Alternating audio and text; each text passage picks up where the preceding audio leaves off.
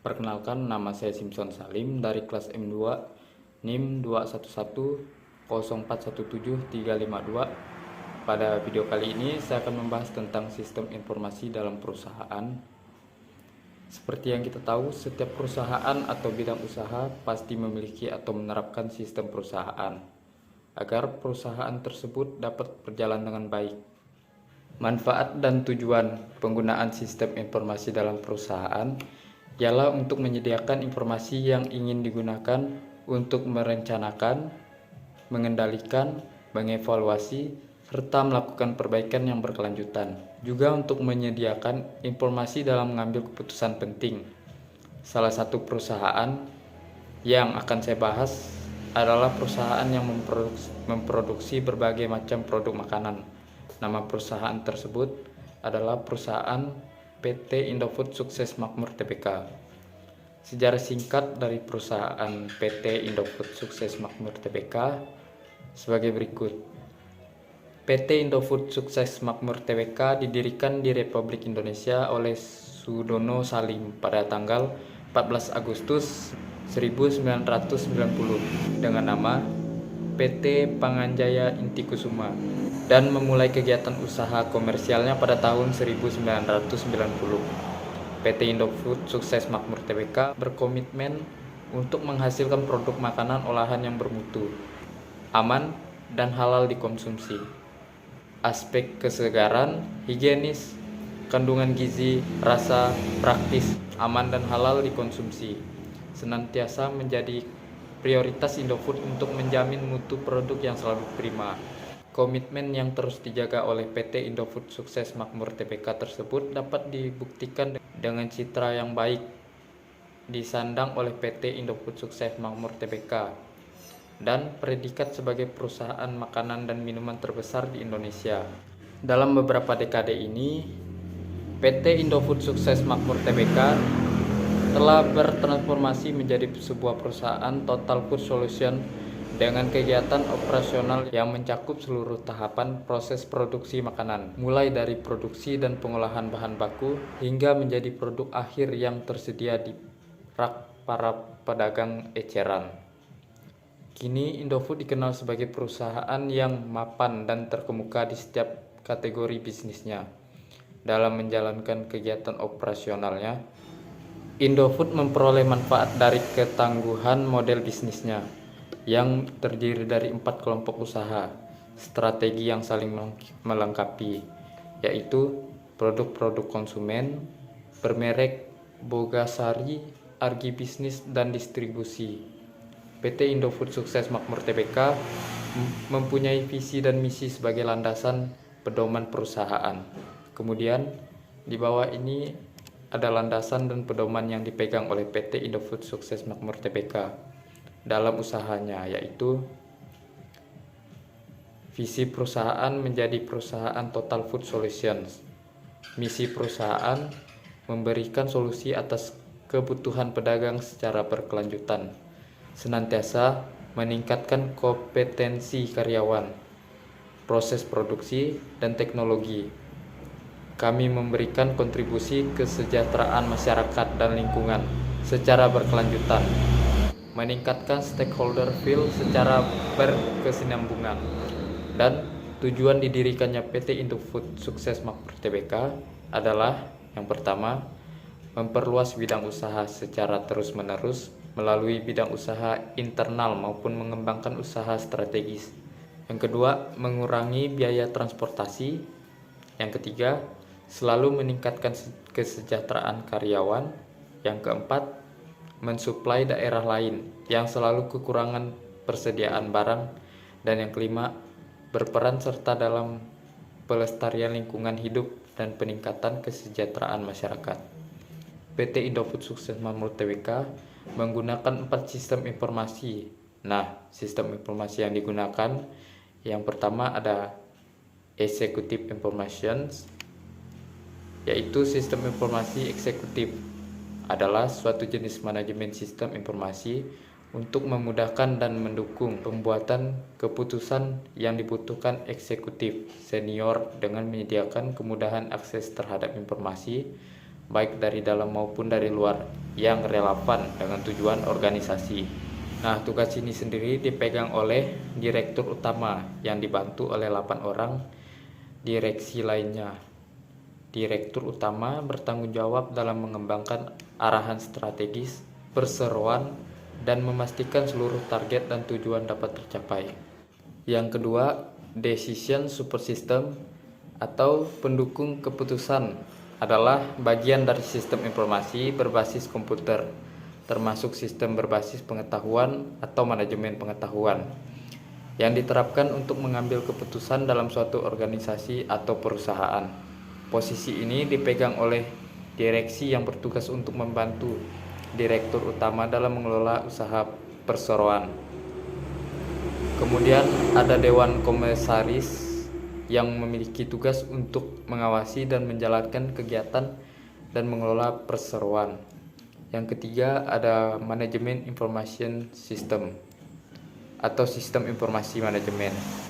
Adalah sistem perencanaan bagian dari pengendalian internal suatu bisnis yang meliputi pemanfaatan manusia, dokumen, teknologi, dan prosedur oleh akuntansi manajemen untuk memecahkan masalah bisnis seperti biaya produksi, layanan, atau suatu strategi bisnis. Tugas ini dipegang oleh yang pertama, komite audit.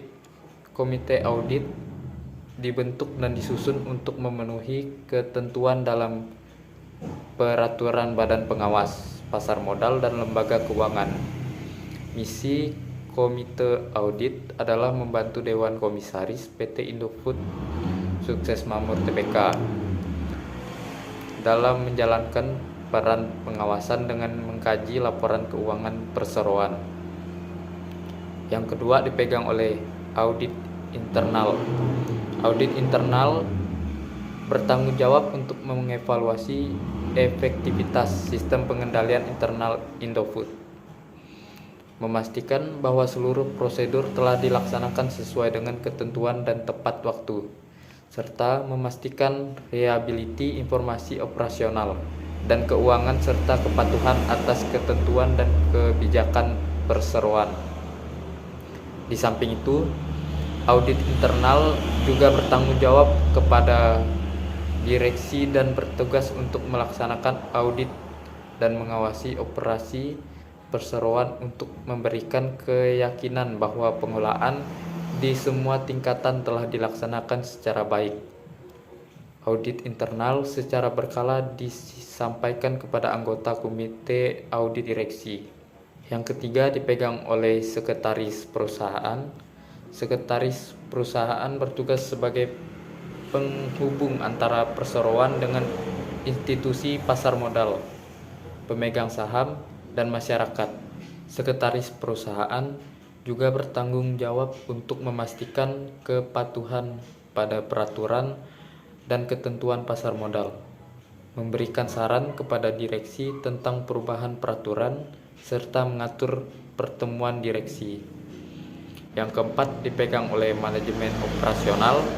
Setiap manajer operasional bertanggung jawab kepada direksi atas setiap kegiatan operasional perusahaan, mengkoordinir kegiatan operasional, serta sebagai penentu kebijakan operasional.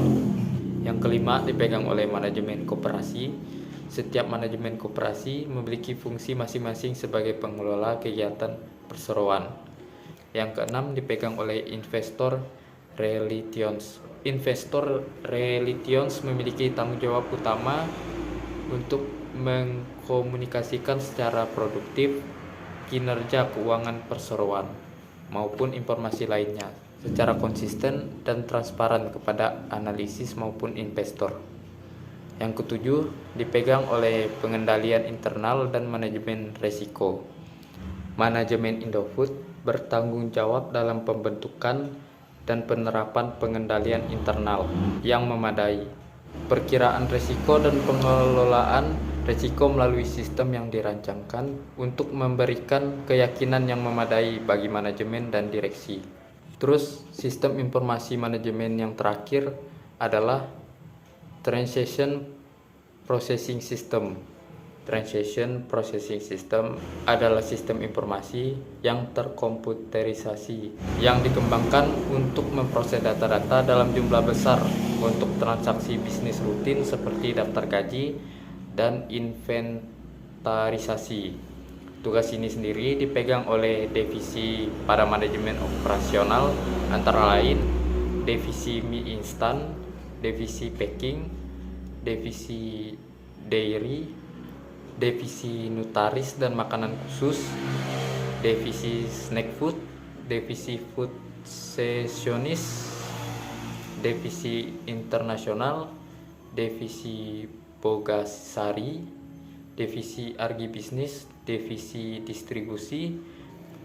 Juga dipegang oleh divisi pada manajemen korporasi, antara lain divisi bendahara, divisi controller, divisi Central Marketing, divisi Corporate Purchasing, divisi CHR dan CPR, divisi Legal, divisi Corporate Internal Audit, divisi Research dan Development, divisi Information Technology. Seluruh tenaga kerja pada masing-masing divisi memiliki tanggung jawab dan tugas sesuai dengan bagian divisinya. Setiap divisi memiliki tanggung jawab kepada seorang kepala divisi yang secara langsung memberikan laporan kepada direktur eksekutif. Kemudian ada kelebihan sistem informasi pada perusahaan. Yang pertama, menginteraksikan data keuangan sehingga top manajemen bisa melihat dan mengontrol kinerja keuangan perusahaan dengan lebih baik. Yang kedua, menstandarkan proses operasi melalui implementasi best practice sehingga terjadi peningkatan produktivitas, penurunan inefisiensi, dan peningkatan kualitas produk. Yang ketiga, menstandarkan data dan informasi melalui keseragaman pelaporan, terutama untuk perusahaan besar yang biasanya terdiri dari banyak bisnis unit dengan jumlah dan jenis bisnis yang berbeda-beda. Kemudian yang keempat, keuntungan yang bisa terukur, diantaranya penurunan inventory, penurunan tenaga kerja secara total, peningkatan service level, peningkatan kontrol keuangan, penurunan waktu yang dibutuhkan untuk mendapatkan informasi. Kemudian ada kekurangan sistem informasi dalam perusahaan. Yang pertama, kostumisasi software yang disediakan SAP terbatas, sehingga pada perusahaan tertentu diperlukan penyesuaian modul SAP dengan sistem yang dijalankan atau dikombinasikan dengan perubahan alur kinerjanya. Yang kedua, penerapan SAP memerlukan biaya yang tinggi, baik penggandaan perangkat, instalasi program, biaya pegawai dengan keahlian di bidang SAP, serta berbagai pemeliharaan teknologi sistem ERP. Yang ketiga, penggunaan data yang disimpan dalam sistem ERP sensitif terhadap perusakan sistem yang mungkin dilakukan oleh pihak tertentu. Jika terjadi pembobolan sistem keamanan dan hacker merubah sistem program ERP dengan tujuan tertentu, maka dapat mengancam kelancaran kinerja pada suatu fungsi dalam perusahaan. Lalu kemudian ada saran dan rekomendasi terhadap sistem informasi perusahaan. Yang pertama, melakukan pelatihan kepada pegawai mengenai pengoperasian teknologi sistem informasi, karena sistem informasi perusahaan banyak menggunakan teknologi digital dan canggih, sehingga pegawai harus memahami cara kerja dan pengoperasiannya, sehingga diperlukannya pelatihan bagi pegawai baru. Yang kedua, untuk mengantisipasi efek negatif penerapan ERP pada perusahaan, misalnya dengan melakukan perubahan password user secara berkala untuk menghindari kemungkinan pembobolan sistem keamanan SAP, melakukan maintenance software dan hardware teknologi ERP oleh orang yang ahli dan bisa dipercaya. Yang ketiga, memfiltrasi penggunaan data internal perusahaan secara bijaksana untuk menghindari kebocoran informasi, kelemahan perusahaan kepada pihak lain yang bekerja sama, customer, dan tentunya kompetitor. Dan yang terakhir, mengaktualisasi sistem keamanan SAP untuk menghindari penyalahgunaan oleh pihak tertentu.